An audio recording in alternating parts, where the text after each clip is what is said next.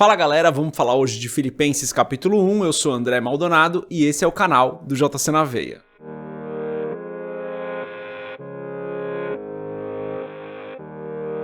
Aqui em Filipenses capítulo 1, Paulo vai se apresentar, vai fazer a introdução da carta, vai falar um pouco sobre a condição dele e também vai dar instruções para a igreja. Uma carta aí, como a gente falou, que vai falar sobre unidade e alegria, Falamos, se você não viu, inclusive, o vídeo de introdução da carta, assiste o vídeo de introdução, é um vídeo, tá na playlist aqui de Filipenses, é o vídeo anterior a esse, importante para você compreender de maneira mais profunda aí o que é essa carta. Mas nesse capítulo 1, então, é isso, A introdução ali, Paulo se apresenta, fala um pouco sobre a sua condição, dá instruções para a igreja.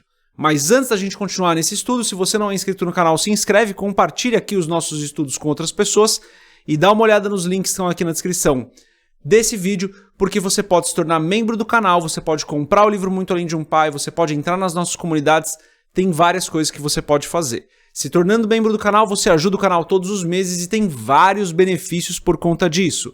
E quando você compra o livro Muito Além de um Pai, você compra a versão digital, que é bem baratinho, certamente um livro que vai abençoar a sua vida. Tenho recebido muitos e muitos testemunhos de pessoas que foram abençoadas aí com o livro, tá bom? Mas chega de enrolação aqui, vamos falar dos primeiros versos, que é a introdução da carta. Eu vou colocar aqui na tela. Então, versos 1 e 2, Paulo diz: Paulo e Timóteo, servos de Jesus Cristo, a todos os santos em Cristo Jesus que estão em Filipos, com os bispos e diáconos. Graça a vós e paz da parte de Deus, nosso Pai, e da do Senhor Jesus Cristo. Então, Paulo está aqui se apresentando, Eu estou usando a versão ARC, que tem aqui esses subtítulos. É uma versão que você encontra aí gratuita na internet. Então, prefácio e saudação, Paulo e Timóteo. Nessa carta aqui, Paulo também inclui Timóteo. Não é algo comum dele fazer, mas Timóteo foi uma pessoa muito importante ali para a igreja de Filipos. Esteve com Paulo quando Paulo passou pela primeira vez ali em Filipos e continuou trabalhando por essa igreja. A gente vai ver aqui nessa carta que Paulo fala sobre o coração de Timóteo em relação a essa igreja. Então Paulo fez questão aqui de citar Timóteo também, apesar de não ser algo comum nas suas cartas. Ele sempre se apresenta como o autor da carta, aqui ele inclui Timóteo também. Tudo indica que por conta dessa relação íntima que Timóteo tinha com essa igreja. Então, Paulo e Timóteo, servos de Jesus Cristo. Aqui esses servos, a palavra usada é a mesma palavra para escravo, que era como Paulo se considerava. Tenho alguns vídeos aqui no canal falando sobre esse termo que Paulo usa aqui, escravo de Jesus Cristo, servo de Jesus Cristo. E ele coloca Timóteo também na mesma condição, Paulo e Timóteo, servos de Jesus Cristo. A todos os santos em Cristo Jesus, ou seja, ele está falando dos destinatários agora. Ele falou do remetente, Paulo e Timóteo, servos de Jesus Cristo. Agora os destinatários da carta. A todos os santos em Cristo Jesus que estão em Filipos, ou seja, cristãos da igreja de Filipos. E daí ele fala com os bispos e diáconos. Também não é algo comum nas cartas de Paulo. Aqui ele cita os bispos e diáconos em separado. A gente não sabe exatamente o motivo disso. O que a gente sabe é que a igreja estava com alguns problemas de unidade, talvez por isso, mas a gente não tem certeza. Os comentaristas bíblicos, os exegetas, todos aqueles que estudam os textos originais não encontraram ainda um porquê de Paulo estar citando diretamente aqui os bispos e diáconos.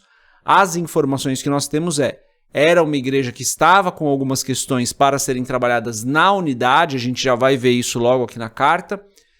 E Paulo cita bispos e diáconos aqui para incluí-los nesse grupo de todos os santos em Cristo Jesus que estão em Filipos, Então ele junta todo mundo aí dentro do mesmo bolo. Não sabemos o porquê, mas ele cita diretamente algo que não é comum nas cartas dele. Aqui, diáconos é uma palavra talvez um pouco genérica para vários serviços que poderiam ser feitos na igreja, talvez remontando lá a Atos 6, a gente também não sabe ao certo, mas certamente pessoas que serviam na igreja. E aqui eu preciso fazer uma pausa.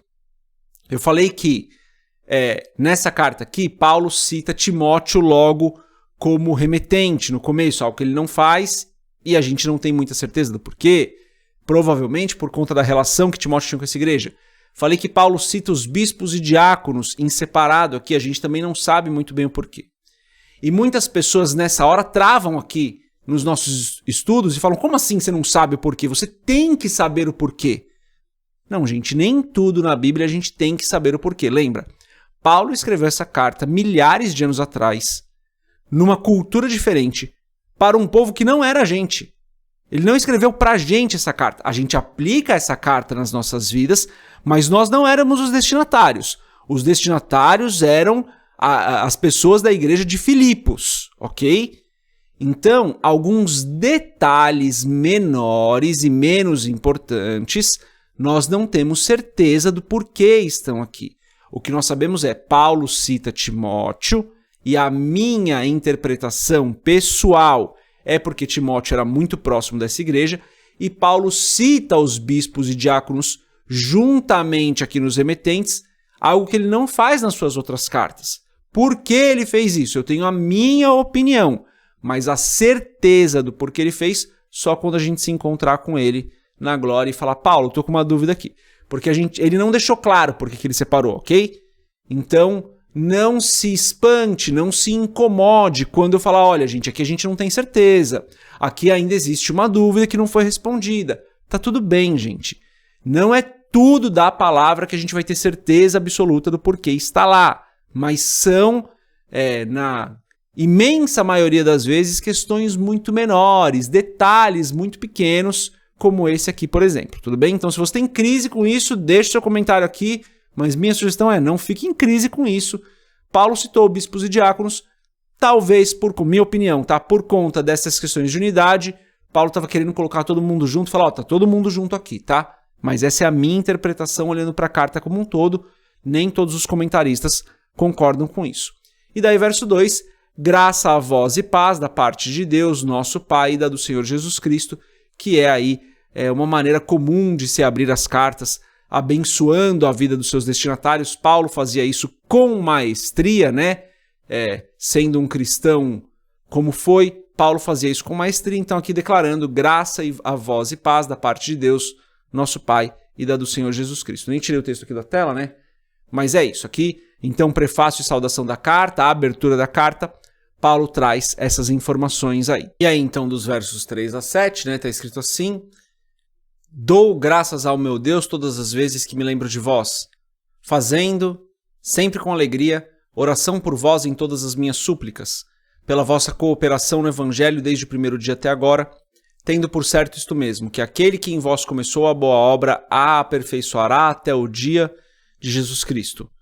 Como tenho por justo sentir isso de vós todos, porque vos retenho em meu coração, pois todos vós fostes participantes da minha graça, tanto nas minhas prisões como na minha defesa e confirmação do Evangelho. Então, aqui, Paulo começa falando, né, que dá graças a Deus todas as vezes que se lembra desse povo, inclui toda a igreja de Filipos ali, fazendo sempre com alegria oração por vós em todas as minhas súplicas. Então Paulo falando assim, eu oro por vocês e dou graças a Deus por vocês todas as vezes que me lembro de vocês. Aqui tem um aprendizado importante, né, de nós orarmos pelos nossos irmãos em Cristo, e isso é super importante, né, gente? Pelo amor de Deus, não preciso nem ficar discorrendo muito sobre o assunto. Importante que você ore pela sua igreja local, que você ore pelos seus irmãos em Cristo, que você ore pela igreja da sua comunidade, mas também a gente vê aqui que Paulo dava graças a Deus todas as vezes que se lembrava desse povo, falando da importância daquele povo para Paulo. Aquele povo, aquela igreja que esteve com Paulo nas suas dificuldades, que esteve com Paulo na pregação do Evangelho, como a gente vai ver aqui no verso 5, ó, pela vossa cooperação no Evangelho, desde o primeiro dia até agora. Lá no livro de Atos a gente vê a chegada de Paulo aqui em Filipos, como Lídia abre a casa dela para a igreja. Então, desde o primeiro dia, como Paulo escreve aqui, essa foi uma igreja que cooperou para a propagação do Evangelho. Por isso, Paulo se alegra e dá graças a Deus todas as vezes que se lembra deles, reconhecendo a importância dessas pessoas para o anúncio do reino, para anunciar o Evangelho para as pessoas. Verso 6. Tendo por certo isso mesmo, que aquele que em vós começou a boa obra, a aperfeiçoará até o dia de Jesus Cristo. Paulo orando por isso, Paulo declarando isso, que Deus que começou a boa obra na vida daquelas pessoas vai completar a boa obra. certamente é uma oração que nós podemos fazer pelos nossos irmãos, porque quando Deus começa a obra na vida das pessoas, nós temos por certo que o desejo do coração de Deus é completar aquela obra. Deus não chama ninguém para ele depois abandonar, né? Deus, quando chama os seus filhos para perto de si, é para completar a boa obra que ele tem preparado para cada um de nós. E nós precisamos nos dispor, nos colocarmos à disposição de Deus para que Deus complete essa boa obra nas nossas vidas, abrindo o nosso coração para que ele cumpra a sua vontade, para que ele faça a sua vontade nas nossas vidas, para que ele cumpra o propósito que ele tem para nós nas nossas vidas. Porque aquele que começou a boa obra, como Paulo vai dizer aqui, ele aperfeiçoará até o dia de Jesus Cristo, né? E daí ele fala do dia de Jesus Cristo, que é o dia da volta de Cristo, um dia que nós não sabemos quando será, mais um não sabemos aqui, né? Não temos certeza de quando será, mas Paulo constantemente vai falar nessa carta sobre o nosso alvo, sobre o dia de Jesus Cristo, sobre o dia da sua volta, dia no qual nós devemos estar preparados, dia no qual nós devemos estar prontos para a sua vinda. Nós devemos viver em perseverança para que no dia da vinda de Cristo estejamos prontos. Por isso, viva perseverando nos caminhos do Senhor. A gente vai falar mais sobre isso ao longo dessa carta, né? Viva perseverando nos caminhos do Senhor. Viva constante nos caminhos do Senhor, porque é isso que nós precisamos fazer. E daí ele fala no 7, né? Como tenho por justo sentir isso de vós todos, porque vos retenho em meu coração, pois todos vós fostes participantes da minha graça, tanto nas minhas prisões como na minha defesa e confirmação do evangelho. Paulo aqui estava preso, né? Então essa é uma das cartas das prisões. Paulo foi preso 3 vezes. Nós não sabemos ao certo, já falei disso, né? Em qual das prisões Paulo estava aqui. Falei disso no vídeo de introdução. De novo, se você não assistiu, assista. Então Paulo fala que essa igreja foi participante tanto da graça quanto das prisões, como na defesa e confirmação do evangelho. Uma igreja que estava preparada para defender o evangelho, estava preparada para confirmar o evangelho, para pregar o evangelho, e fez isso juntamente com Paulo. Da mesma forma, nós, como igreja hoje, precisamos estar preparados para defender o evangelho, precisamos estar preparados para confirmar o evangelho, para pregar o evangelho. E estar preparados fala sobre realmente estar pronto para fazer isso, tanto com conhecimento quanto com disposição, ousadia, para pregarmos, confirmarmos e defendermos o evangelho. Nós precisamos conhecer profundamente a palavra e nós precisamos estar dispostos a pregar o evangelho, confirmar e defender o evangelho.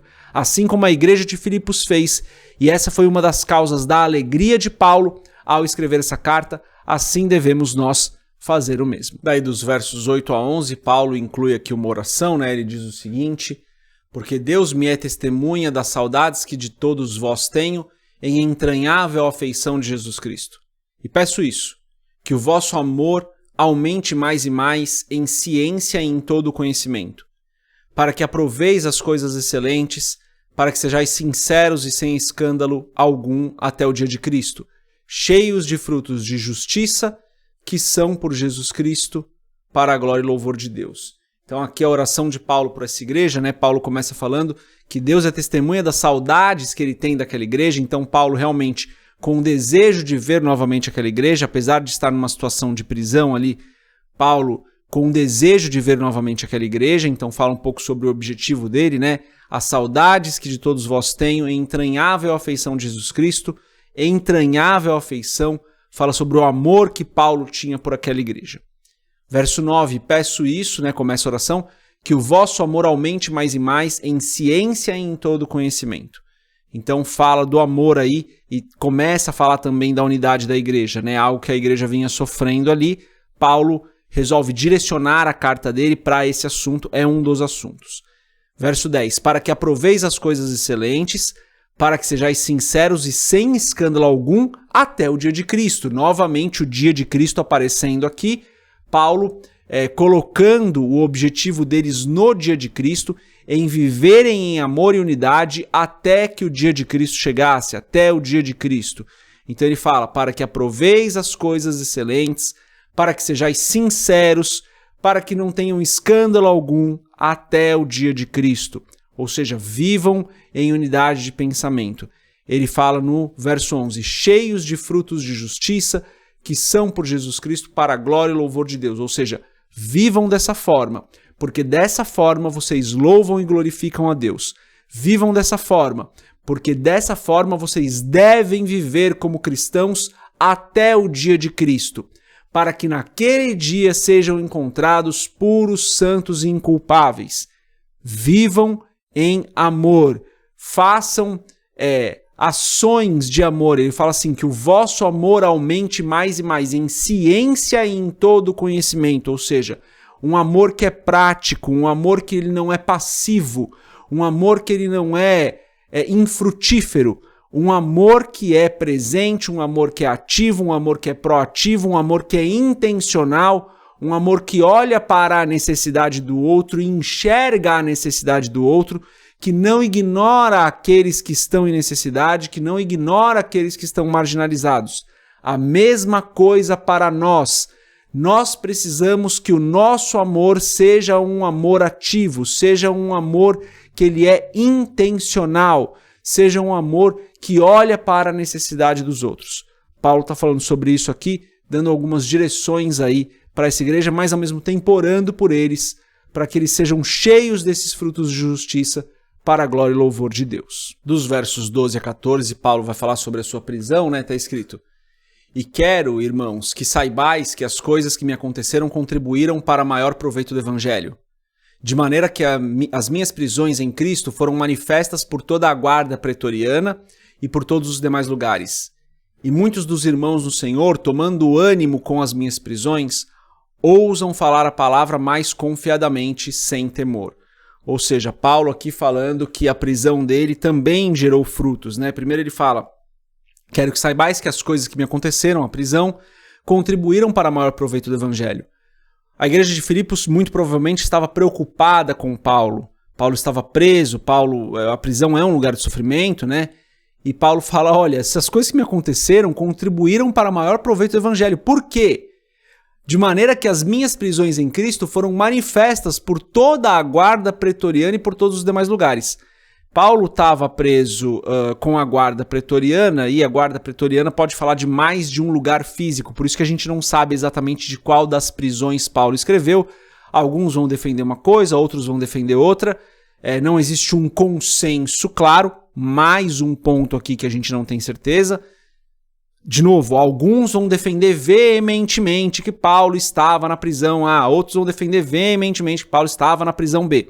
Aqui eu quero trazer uma versão sem nenhum viés de interpretação, porque não se tem uma consistência nas interpretações. O fato é que Paulo estava preso, em volta dele estava a guarda pretoriana, que era um conjunto de guardas ali, romanos, e ele diz o seguinte: as minhas prisões em Cristo foram manifestas por toda a guarda pretoriana e por todos os demais lugares. Ou seja, imaginamos aqui com segurança que os guardas que guardavam a prisão de Paulo comentavam sobre ele estar preso e como ele estava encarando isso, e como ele dizia que estava preso em Jesus Cristo, por estar preso por conta de Jesus, né, por conta da pregação do Evangelho. Então, o Evangelho foi se manifestando mesmo diante da prisão de Paulo, mesmo na dificuldade de Paulo, mesmo nessa situação terrível que Paulo estava passando.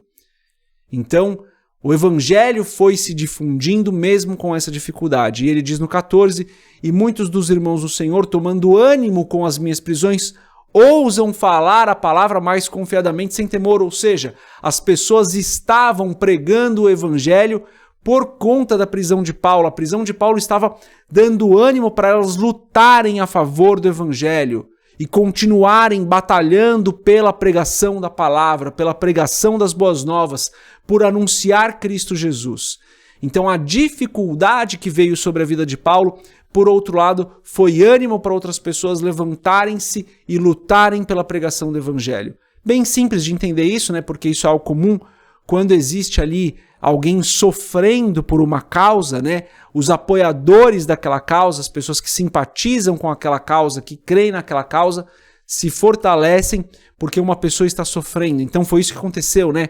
Paulo entrou ali em prisão, entrou em sofrimento e outros irmãos foram, eles se sentiram mais à disposição, mais dispostos para pregar o evangelho.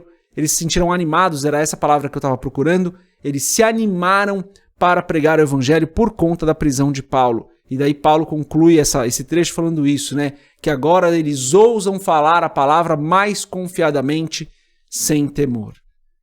É isso, né? Nesse trecho aqui a gente tem então, dos versos 12 a 14, Paulo falando sobre como a prisão dele fez com que outras pessoas se animassem a pregar a palavra. Boa, pessoal, esses vídeos de estudos, eu tô gravando nesse momento, eu não sei quando você tá assistindo, tá? As pessoas assistem por muitos anos esses vídeos, mas eu tô gravando ao mesmo tempo Mateus e Filipenses, e eu tenho visto que os vídeos têm ficado muito longos, porque eu tô entrando em um pouco mais de detalhes.